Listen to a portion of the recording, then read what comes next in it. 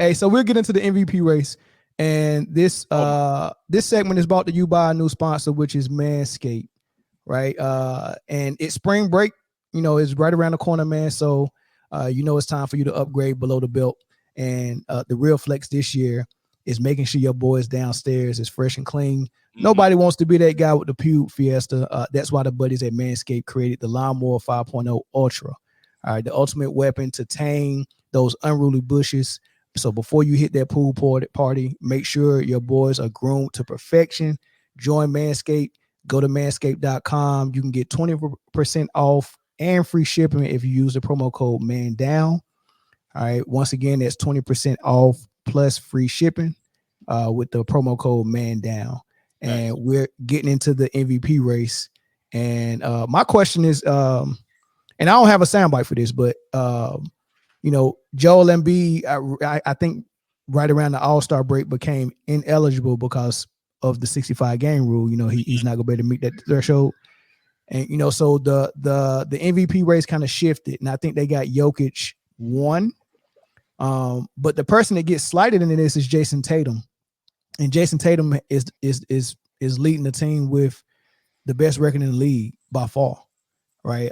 And he's playing phenomenal on both ends of the floor as well, but he keeps getting left out of the discussion, which is weird for me because Luka keeps getting put into the discussion.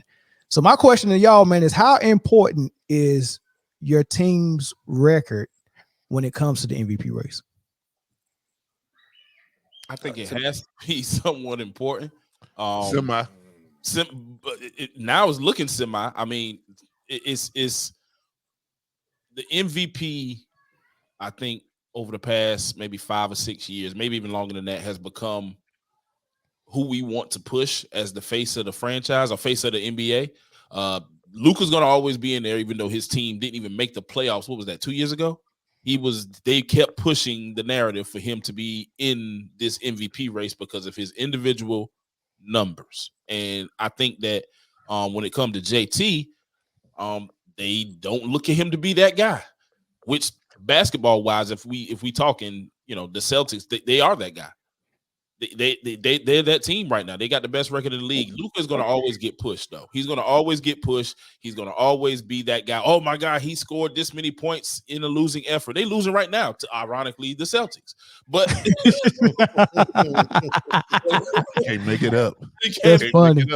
You can't make this losing right now to the Celtics. So, I mean, he's going to always, I'm pretty sure Luka got some outlandish number and they probably going to end up He's the losing. Josh Allen of the NBA. He's going to wow. You know what? That might not be. Who, Luka? Yeah, Luka is definitely the Josh Allen of the NBA. The Josh Allen of the NBA. Allen of the NBA. He is. That's great. That is a great take. Yeah, it is. Who I got on the line, man? Who this call from South Carolina? This Aaron calling from South Carolina, man. I just wanted to give my take on the MVP race. Okay, go ahead. Go ahead, bro. Yeah. Everything you guys said is on point, and I do believe the record should play a factor. But we've seen in years where you've had star players putting up big numbers, and the team may be in and out of that playoff spot, and they still get pushed up there. So I know you still have that, but I think for my MVP, it's going to be out of Jason Tatum, Joker, and SGA. And I'm looking at SGA, and me personally, I'm voting for SGA. Is either going to be SGA or Tatum for me for sure? Yeah, I'm going. Yeah, sure. If I had to pick right now, I'm going Shea. Yeah, man, the young boy is falling out of his mind on both sides of the ball. Facts. He fits that offense, man, and he's affecting the outcome of these games, and that's why OKC is tied for first now in the West, I believe. Yeah, isn't it like a 3-way or 4-way tie, something like that? So, I think it's 2 with the Clippers like a half game behind. Yep, just 2 right now. Okay. Minnesota and SGA. Yeah, I mean, Yeah, they. This man just said SGA by itself. Yeah, they one game behind the T Wolves. Mm-hmm. Okay. Yeah. And then I guess, you know what I'm saying? I mean, what about Anthony Edwards? See, that was my third one. That was my third pick. So Big- I would have him in the top 5 for sure, but he would be behind Jokic because although he got the team success,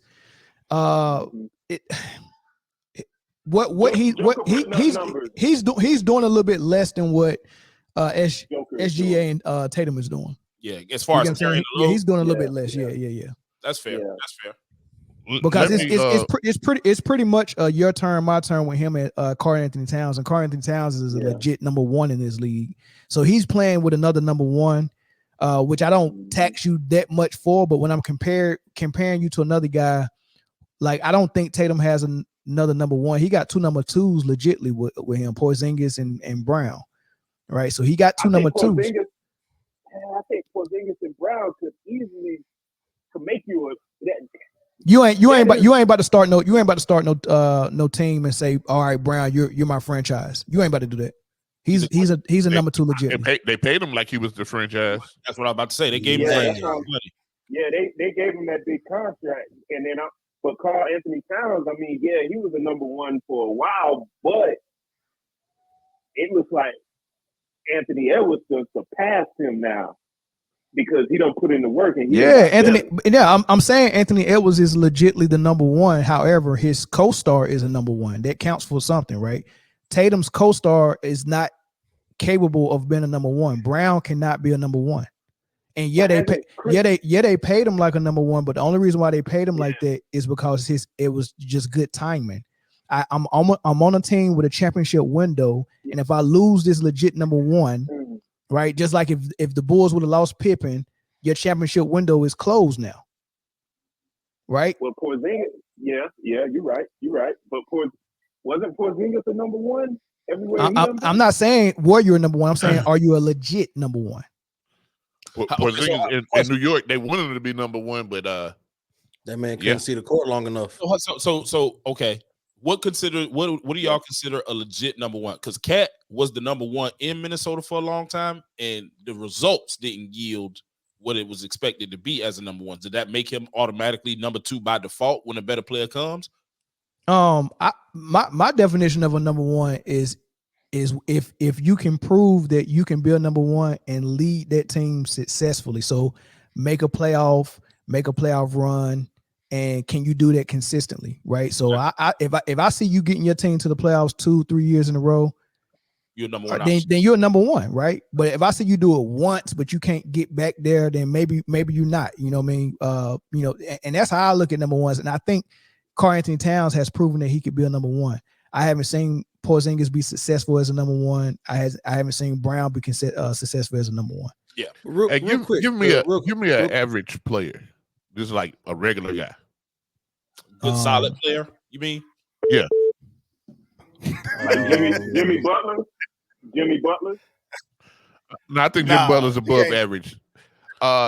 Somebody like Tobias Harris. So this is where I say record don't matter too much with the MVP. Let's say in the offseason, Tobias Harris goes to the Detroit Pistons. And then next year, Tobias Harris puts up good numbers and get Detroit to like the 7th seed. So yeah, they the 7th seed, but the turnaround that he made should have him in the MVP discussion. You feel what I'm saying? Yeah, because he's the most valuable player for that team. Yeah. Now, so that's how I'm looking at Anthony Edwards right now, because he done improved every season. He done got better. So now you're looking at it. When did we ever think we would see the day when Minnesota would be number 1 in the West? Yeah. That's a good point. That's a great and that's why he get consideration. It's just that are you going to give him more consideration than Tatum and SGA? Probably not. So he's in a debate for number 3 with Jokic. I think I got to disagree with you, man, because I feel like Tatum got more help than Anthony Edwards. The problem with Tatum, the problem with Tatum is like, what can you do with him? Like Like, what Think can you do about with it. Tatum? Like, Yeah. you can't market him. He's not gonna be in no drama. Like, he just there. What can Right, you do it's with not- Tatum? Like, it's not that. he just playing good ball all the time. So this is what I'm Yeah. saying is why the league not pushing the narrative of Tatum being in the MVP or front running MVP. He's the best player on the best team by far. Yeah. However, he kind of like I don't know. He kind of like mashed potatoes. Like, yeah, we'll eat them, but ain't no bacon in it, ain't no cheese in it. You know what I'm saying? You know what I'm saying? Like, come on, man. Yeah, but what I was going to say is because Boston got Drew Holiday, they got Jaylen Brown, they got Porzingis, Derek White. He done stepped up. Listen, come on, listen to these names, man. You said Derek White. Come on, be real, man. They got Parker. Listen. They got Parker. Listen. Hold on. Let me say this. I'm gonna let you finish. But come on, man. We gotta chill with some of these names where we be going. Derek White, man. Come on, he can hoop, man. But come on, man. Every look, just because you got good hoopers on your team, that don't mean you're disqualified from MVP. I'm not saying no. See, I'm not saying disqualify. You done changed it. Okay. I'm saying that I think Jason Tatum has more help than Anthony Edwards. And I know you called out Derek White, but what about Drew Holiday, Jaylen Brown, and Porzingis? What about them? Like how much what does help actually help you with? Like I'm trying to figure out what is help to you? Like what is help, and how does help start becoming negative? Like, what is help? No, it's not negative. You brought it up, and so I'm just saying that. I brought it up I brought it up in the context of your co-star. Like, if your co-star is another star or another superstar, okay, that counts. But as far as help, as far as role players, you're supposed to have role player help if you're a contender. And I don't think that the T-Wolves don't have as much help as well. I think Mike Conley is hell of help. I think that's help. I think McDaniels is help. I think Gobert is help. That's help. Caller, let me ask you this, caller. If you take Jason Tatum away from that team right now, are they doing the same thing? No, they're not. Yeah, see, I don't like Chris. I don't like that argument for MVP though. If you take them away, I don't like that one. Because if you take any superstar away, because listen, right? You're the MVP is most valuable player, right? What value do you bring to your team? The most. Exactly, right? So if you take Tatum away from that Celtics team, they don't do what they're doing now. Point. They don't do what they're doing now. He's the most valuable, right? Well, hold on. Let me tell you why that's weird. We've seen Minnesota without Anthony Edwards, though. Well, hold on. I'm gonna tell you why that's weird, because some coaches and some teams have a system that can operate without their best player, and we seen that with the triangle when Michael Jordan left and the Bulls made it to the semifinals. Right? That doesn't devalue Michael Jordan, right? But when you see a team like what Luka and Harden is doing, that team relies 100% on them offensively. You can't lose if you are the offense, if you are the system, you can't lose that, or you don't have a system. But see, what did you just say earlier? You just said that Jaylen Brown and KP are number twos. They're not capable of leading a team on their own. So if you take Tatum away, that would be the position that they're in to lead the team. It depends on how long. It depends on how long, because Brown is capable of doing it for a game, 2 games, 3 game stretch. Yeah, I'm thinking you take Tatum off the Celtics completely. I'm talking about you got to do this for a season. They're not a contender. So let me ask y'all this: who falls off more? If you take Tatum away from Boston, if you take Edwards away from Minnesota, who falls off more? If you take Tatum away from Boston, Boston falls off more than if you take Ant from Minnesota. We saw Minnesota in the playoffs without Ant. Man, that's tough. I don't think that that's a bad question, but I don't think that the answer proves anything. No, it doesn't. But I'm just, because there's a lot of different type of scenarios being thrown out there. You know, because that's probably somebody on the bench that could step up and play just become a role player. You just shift everything. You shift the offense or whatever, and neither one of the teams may take a gigantic step back. They just will play a different brand of basketball. Yeah. I feel like if you take Tatum away from Boston, I think you see Jalen numbers go up. I think you see Porzingis numbers go up, and you might see Drew Holiday numbers go up. Yeah, I don't care. Of course, their numbers will go up because they're gonna have to do more. But only numbers I'm worrying about is the win-loss column. Hey, I'm gonna go ahead and move you because I got some other callers coming in, man. But thanks for the call, bro. Hey, man, I listen to your show every day, man. I love this show. This is probably the best show to me on YouTube than all the other sports shows, man. Because you guys talk with sense, you're respectable, and you keep it clean. Where, man, my son can sit in here and listen with you guys. You know what I'm saying? So I appreciate that, man. Man, that's dope, man. I appreciate it, Brick Dog. Thank you. Appreciate the love, brother. All right. I don't know how clean we keep it, but I appreciate that. Man, we do keep it clean, man. There ain't all the cussing and all that stuff, man. All of us, four of us keep it clean. Who didn't keep it clean? Eric definitely be having to have that parental discretion tag on his square sometimes. Eric's Wi-Fi is definitely dirty. Hey, caller from Pennsylvania, man. What's up? Yeah, I just wanna make a point. Okay. I was talking about how if you take a player off a team, how much they win-loss column will be affected. Facts. But yet and still, this narrative about Steve Nash in the mid-2000s Suns kind of persists. And I was there at the time. Like, them niggas won like 20-something games, and then Steve Nash got on the team, and they had 50, 60-win team. Like, you know, does MVP always equal points, or does it equal a person who makes everybody on the team better and facilitates everybody? I don't believe in that. Make people better, because you know that phrase itself means that if I came in rated as a C player, and all of a sudden I'm a B player, that's what makes better mean. Like that means I upgraded my game, not that my points went up. You know, because I don't like I made him better. I make everyone around me, but I really don't like that. Just because you can pass well, don't mean you made me better. If I'm a shooter like Kyle Korver, and I shoot 50% from the 3-point line before you get here, right? But I only average 10 points.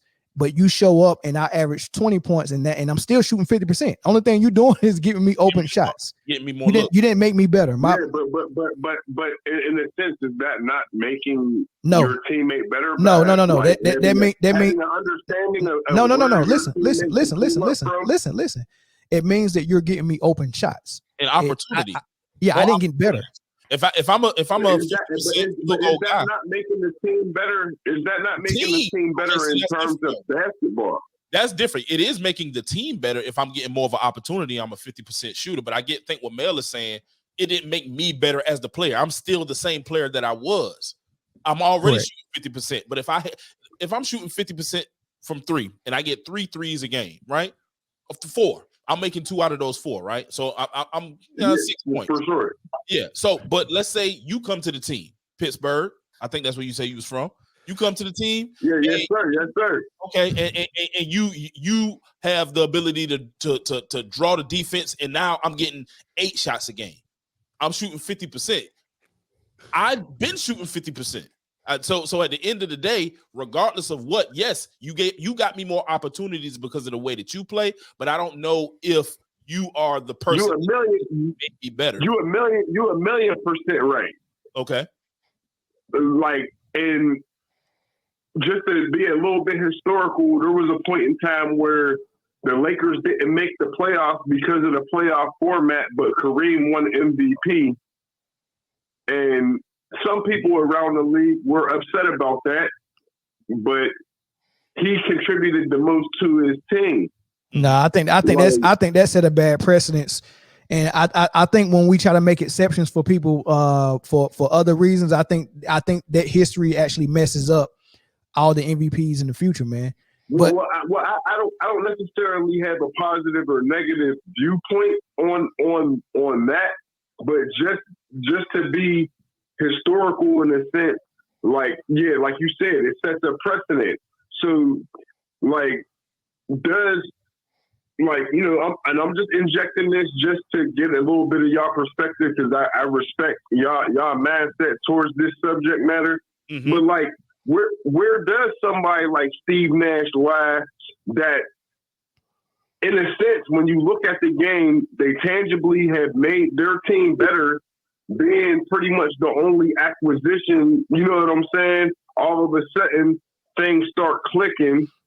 And I answered that. Then I'll let Jay and Chris get in here real quick. So Steve Nash got 2 MVPs in a row. I think one of those MVPs, the Phoenix Suns, may have had the number 1 rated offense, and I think their record was really high. Like I think they was like maybe top 3 in the West, maybe even number 1 in the West. Probably a 60-win team, easy. Right. That justifies your MVP. It don't have to be about the numbers at that point. Coming off of a sub 30-win season. I wouldn't even care about what happened the season before. Yep. Like I'm not taking into account last season or nothing. Like, hold on. Let me say it. Hold on. Let me say this. This is the only guy added to the team. That means they fit better, though. That means the fit that they found the right piece and they put it in it. You can say that he didn't. Do you think Steve? Value? Oh, yes, it is value. It don't mean you're the most valuable player. But hold on, let me finish this point. Go ahead. Let me finish this point. So the year that they was top 1, 2 in the West, yeah, that's good. But the second year he won it, they wasn't. And they still gave it to him off of a storyline and the narrative that he made everyone better. And I'm going to tell you the players he had on his team. Joe Johnson, who went to Atlanta and was a number 1. Yes. Amari Stoudemire, who we know what he was. Facts. Q Richardson, who led the league in 3-point percentage that year. Definitely. Sean Marion, we know he is like one of the best right. Utility players all around guys in the league. Hold on, these are the dudes they told us would be trash without Steve Nash. This is what they told us. They said Steve Nash made them better and gave them an MVP.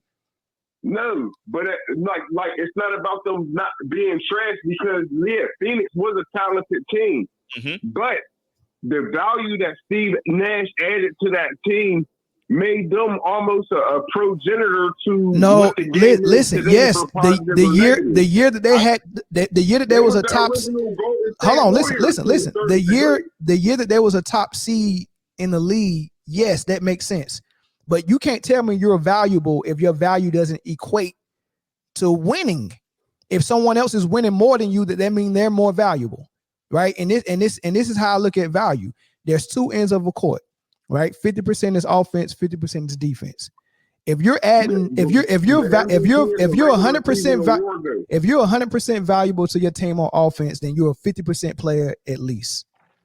But if you're not valuable on defense, you're still just a 50% player. So no, he wasn't. No, he was a liability on the. He was a negative. Okay, so if you add me value on offense but none on defense, but I have a player that's adding me value on offense and defense, and his record is better than yours, there's no argument for you. Facts. That's fair. Not a good one. In logic, that would be how it goes.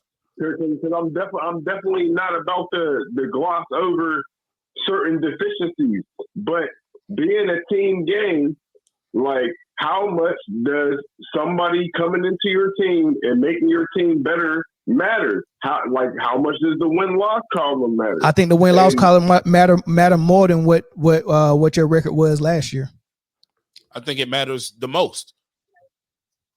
Me too. Even if you're the only significant add to that team over the offseason. There's never been an MVP that was the only significant add. Like that's never happened. There's a new coach. There was a new coach. There was new role players. All types of stuff. Yeah, like true. You're right about that. Mike D'Antoni came in. I can't remember who their coach was, but like Joe Johnson, Robert Sarver didn't pay him. Mm-hmm. You know what I'm saying? Like the Phoenix Suns could have legitimately won a championship, but win-loss record, significant value added. Like, does that matter, or is it all just numbers? What I was trying to get to. I'm sorry about taking it to the Steve Nash discussion, but that was the best point that I can make there. I don't go ahead, so I think that it definitely matters. You can't say nothing. Like if Mel if he brings up his matrix again for what would qualify as a MVP, I think all of that matters. I think objective quality evidence, visual evidence on offensive side, objective quality evidence, visual evidence on the defensive side, and I know that we saw that on the offensive side when it came to Steve Nash. We saw it. It was value. It was value, and I think it does matter. But when you're saying most value, did it bring the most value out of everybody in every single team, that second MVP? I just don't think so. No, not that second. Yeah, it's the second MVP, but there's people that still doubt his first MVP as well. And it comes up a lot on a lot of these podcasts. You know what I'm saying? Now, a lot of people mention the first one too. Yeah, so with doubting his MVPs and trying to use Kobe as the doubt, because Kobe did average over 30 one of those years, but Kobe was sitting at the 5th or the 6th seed that year. So by my standards, Kobe wouldn't have been in there. However, Chauncey Billups had a heck of an argument for MVP one of those years, and they told us that Chauncey Billups' teammates was too good. And we're talking about Rasheed. We're talking about Rasheed, Ben, Tayshaun, and Rip. They said they was too good for him to be. He had too much help, and that's why I don't like the too much help argument. From a point guard team general standpoint, the same argument that I'm using for Steve Nash in this sense, Chauncey Billups definitely deserved consideration because he was definitely the leader of that team that had a lot of good players on it. And when you can be the leader of good players, that makes you valuable as well. There's a lot of guys who might be the most talented on the team, but they can't lead other talented players. And if you go to my standard, was he valuable on both ends of the floor? Facts. Yes. All right. And was his team record good? Yes. Yes. And was his numbers good? In context, the East was weaker than the West at that point as well. So if we're gonna add you can't do that. You can't eliminate a whole conference. At the end of the day, there's still 15 teams.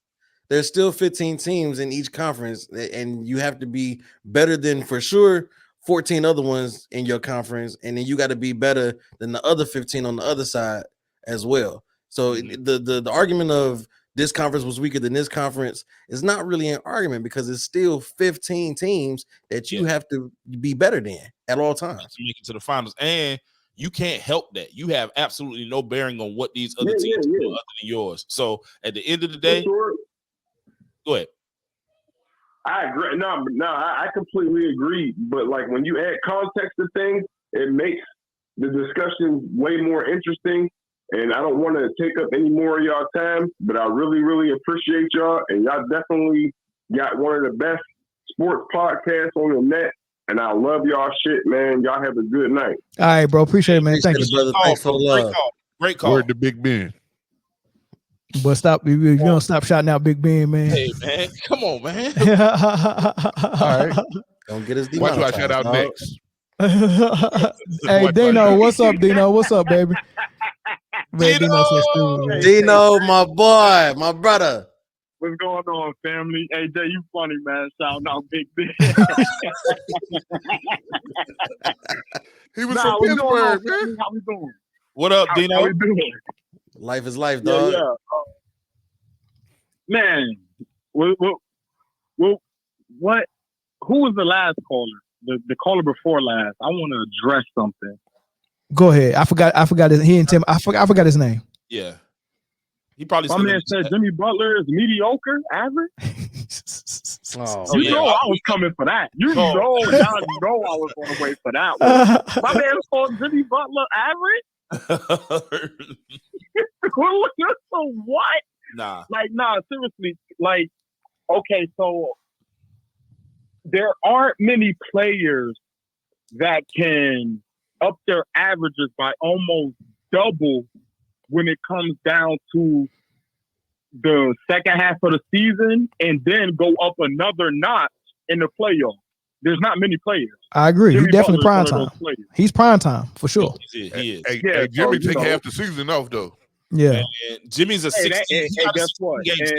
And that kind of rolls into the conversation of saying if you take one person off the team, what would the team look like, right? That I don't agree with that one either, because you can have a team full of players that just buy into the system, buy into the coaches, buy into whatever it is they're implementing, and you can lose a player, but the team is great, so they really continue to hold their weight and they continue to pull out games that we look at and be like, well, they shouldn't have got that. I don't know how they're doing that without their star. You get what I mean? Mm-hmm. But that doesn't downgrade the most valuable player on that team, right? So that doesn't take away from what Jimmy does. It just so happens I have another player that I can fit into this system and make it still be successful and run the same plays.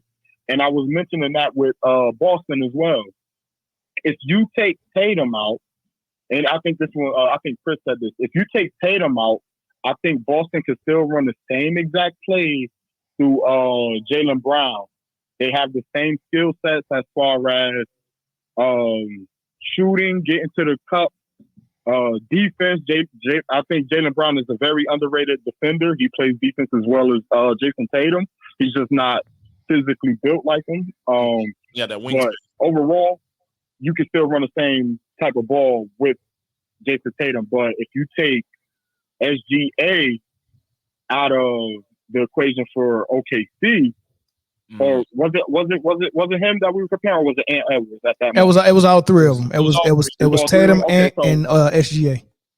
Okay, so I think if you take SGA, because remember he got hurt. I think he had like a foot injury, maybe 2 weeks before All-Star game. Their play dropped. They went from number one. I think they dropped all the way to number 3. You get what I mean? So that proves that his value is kind of more than Jason Tatum's, in my opinion.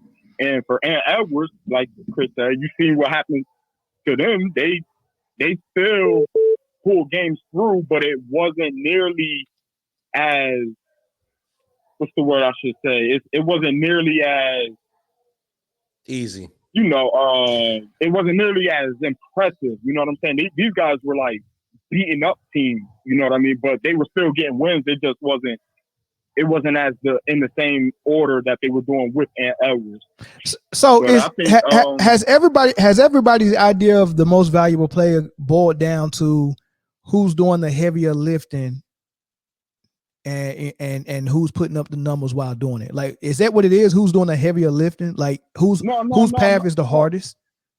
No, not at all. Because in my opinion, players like Trae Young, heavy lifting, he's having an amazing season, but we won't see it because of the team's efforts. You know what I'm saying? But he's having amazing. This is probably his best season overall as a player, and maybe not scoring wise, but overall as a player, he's having his best season this year on both sides. You know what I mean? So yeah, so I don't think that's what it boils down to. But in the social construct that in the medias and things of that such, then yeah, that's really what they're looking at. And I think that's the problem, Dino, because that's what they look at, and that's the only thing that they look at. I think absolutely. I think that they have a list of about 5 people who could win the MVP at the beginning of the season. And then you can play your way into that conversation. You have to be like all world and crazy, or you can play your way out, or be like Embiid and get hurt, and then you kind of fall out. Then they'll add somebody else. But there's certain people who, when the season starts, even if their team go undefeated, they're not going to get looked at in the way of MVP. I think it is now almost a glorified popularity contest. Yeah, yep, that's fair. Yep, that's exactly what it is. Sure, I need to come. I need to come to Sydney. And if you think about it too, a lot of these guys that in the more recent years, I'm not necessarily saying for this year, but in the last recent years, I think even jersey sales get mentioned when we talk about MVP. You get what I mean? Like who's doing numbers for not only their team but for the league as well. There's no doubt in my mind Wembanyama will be in the MVP conversation next year just because people are paying to go see him. and he's actually putting in work off the court. Behind closed doors. See, the metrics that the average person, you, me, or whatever, we're not going to look at is jersey sales, ticket sales, outreach, things like that. Things that are putting money into the NBA. You're not going to be the MVP. There were years where you could probably want to make a case that Kawhi should have been the MVP. Absolutely. That man ain't doing no autograph signings or having no conversations or no meet and greets. No, not at all. So I think Kawhi is a fan favorite just off of his personality alone, though. You know what I mean? as bland as he may seem, people love Kawhi. They love it. Man, I do too. I love the fun guy. The fun guy. I'm an interesting guy. The board man. The board man. Yeah. The board man gets bored. So the name that we got 1, 2, and 3 is not Jokic, but the name that the media got is Jokic at number 1. Mm-hmm. And Jokic, the reason why he right now? On the I want to say NBA.com. Mm-hmm. Yeah, he the face of the league, kind of. Yeah, but this is the thing with Jokic, right? Coming off a season where you won it all, where you outperformed everybody in the playoffs by far. Yeah, kill. Now you on cruise control because all right, man, we know how to get through that gauntlet that is the playoffs. We know we're the team to beat. We don't have to go out there and show nobody we can be the number 1 seed and all that stuff, man. So they chilling, man. They just want to get to the playoffs healthy. But with that being said, some of the outrageous numbers that Jokic was putting up the previous 3 years, he's like, just chilling, right? That's affecting what he is for most people in the MVP race, but the media still got him at number 1, man. So, like when we apply all of those same things, where we said, like what Chris said, take Tatum off of Boston. What do you have? What happens in your mind when you apply that to Denver? If you take Jokic off of Denver, what do we have? Utah. I think they're still a strong team. People say Utah. Utah with Donovan Mitchell or without? No, Utah right now. Lori marketing? No, listen, man. I was gonna say playing team at least. Yeah, I'll give them playing team at least. We gotta but hold on. Who told me Jamal Murray was a number 1? Was that you, Chris? Hell no. Nah. Oh, that was my boy Tony the Savant that told me. I hope you see this too. Man, he told me Jamal Murray was a top 5 point guard and he was a legit number 1. Yeah, Jamal Murray may be number 1 in our hearts, but not on the court. He number 1 in Canada's heart. Oh no, man! I like Jamal. I like Jamal Murray's game. I like his game too. It's 5. Yeah, top. It's absolutely tailor made to. He's an exceptional number 2. He would be a great number 2 on every roster. But I mean, him being because he would be the de facto. He's so good at being a number 2 on a list of who's the best number 2s in the league. He probably ranked number 2. Like he's not a number. He's the number. He's number 2 on the number 2 list. He's just not number 1, yo. But I don't know that now that I sit and think about it, that is kind of arguable that he could be a number 1 because that. But again, it's benefits to how the team is put together. They have a nice core 1 through 9. You know what I mean? If Jokic was to sit down, there's no doubt in my mind that Jamal Murray will be able to effectively take full control, and they will still accumulate wins in the order that they are. I seen different without Jamal Murray and Jokic, and that's a game that DeAndre Ayton and Reggie Jackson absolutely turned back the clocks, and exactly. DeAndre Ayton had about 3-4 lobs at the rim. And I was like, man, he still got Aiden that. Or Jordan? DeAndre Jordan. Did I say Aiden? Yeah, you said Aiden. DeAndre Jordan. Yeah, my bad. DeAndre Jordan. You know what? I will give Denver credit. They always have those glue guys that are really, really decent for that construct of that team. I think it was Monte Morris. Like they always have those guys. And now I think it's Watson, Christian Brown. Those guys that probably wouldn't be the 15th man on a lot of teams. They found ways to make them guys effective. Jamal on the right team, he is in the. I don't know. I don't know. Hold on. Let me address that and clear that up. I don't know. On the right team, Jamal is a number one. That team doesn't make the playoffs. All right, keep going. Yeah, I'm not. On the right team, anybody can be a number one. I don't. Shit, know, if Jamal Murray right now goes to the Hornets, he's the number one. If LaMelo's hurt, there you go. If Jamal Murray goes to, let's say you say Utah. If Jamal Murray goes to Utah, they're definitely not. They're not where they are now. What they're like 11th, right, in the West right now. 10th, 11th in the West. Something like Utah? Yeah, 11. They're not where they are now. I think Jamal Murray could change the whole dynamic of Utah. He's that good, man. He truly is. Look, it's some people who got number one game, but either physically or mentally, with the pressure of being a number one, yeah, that's tough. It folds them a little bit. And I think don't he miss like 12 games a year from being hurt too? Right. So having that pressure on you being a number one where you have to be there all the time. It's sometimes too much physically for players, and sometimes it's too much mentally. I think it's too much mentally for AD, and I think it's too much physical for some other guys. Yeah, look at Tyrese Maxey. Tyrese Maxey is having an all-star year, and he did it most of the time while Joel Embiid was clear-cut the guy, probably the MVP favorite. Right. Ever since Embiid got hurt, their record is shown as such. It's tougher. It's harder to beat that guy. It's tough. It's hard to be that guy. It's hard. Yeah. So, which is to say the same. Like if Tatum was to go down, you said Jaylen Brown has the similar skill set, but does he have the similar mental capability to be like, okay, now I have to be the Batman instead of the Robin? That it would show that Jason Tatum is missing. I think so. I think so because I've seen games in the playoffs. Yeah, that's games though. They know that's games, not a whole season. You saw games where Tatum was still there, drawing attention, so Jaylen Brown could get his shots off and be that guy that game.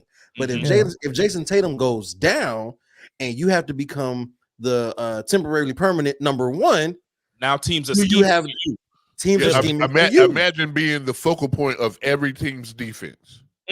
That's hard to do. It becomes even though there's no real super tough defense like it used to be, it becomes a harder thing to do. It just really does. I'll tell you that all the other 29 teams scheme for Jason Tatum more than they scheme for Jaylen Brown. Yeah, it's almost the basketball version of a backup quarterback. You know what I mean? You come in, I get hurt in the first quarter, you come in and be phenomenal. But now you got to do this for 4 straight weeks, and the teams are actually game planning against you defensively. That's a whole different ball game. It's the difference between DC Slim was the number 2. Leave the moon rocks alone or whatever the hell. We're not even gonna address that. Nobody believes that. Not even you. You don't listen. The one thing that y'all don't know about DC Slim is if anybody's great or on the verge of being great, DC Slim instantly stops liking them.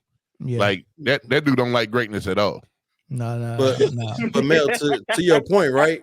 Perfect example when Joe Burrow went down, Jake Browning looked like the guy.